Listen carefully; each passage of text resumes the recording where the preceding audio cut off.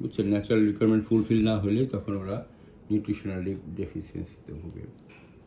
আর একটা জিনিস হলো, আমরা অনেক সময় দেখা যায় ওদেরকে অতিরিক্ত খাবার দিয়ে ফেলি।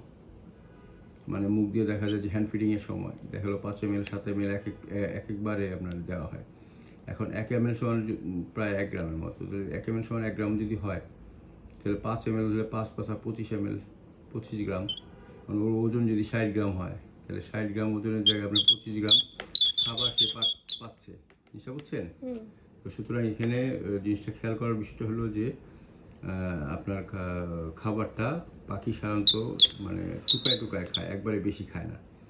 বুঝছেন? ওয়াইল্ডে থাকলে কিন্তু এত খাবার সে তার মাও খুঁজে পাইতো না, সেও খুঁজে পেতো না। এখন বাসায় আসে বলে আপনি ধরেন ধৈরা মানে যেতে যেতে খাওয়াইতেছেন, তাহলে হবে কি অনেক সময় পেট খারাপ হয়ে যায়, হজম হয় না। হ্যাঁ, এইগুলোর ইফেক্ট পড়ে, পায়খানাতে ইফেক্ট পড়ে। অবশ্য দুর্বল হয়ে থাকলে তখন আপনার ফুসফুসে ইনফেকশন হয়ে যায়।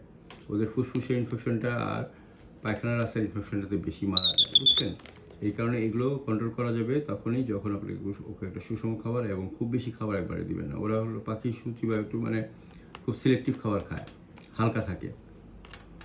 কিন্তু আপনি যখন অতিরিক্ত খাবার দিবেন তখন সেটা হজম হতে পারবে না, পেট খারাপ হয়ে যাবে। এই জন্য প্রতিবেলায় খিদে লাগায় রাখবেন, অল্প একটু খাইলো বা কিছুক্ষণ পরে আবার দিলেন। তাইলে হবে কি বদহজম হবে না এবং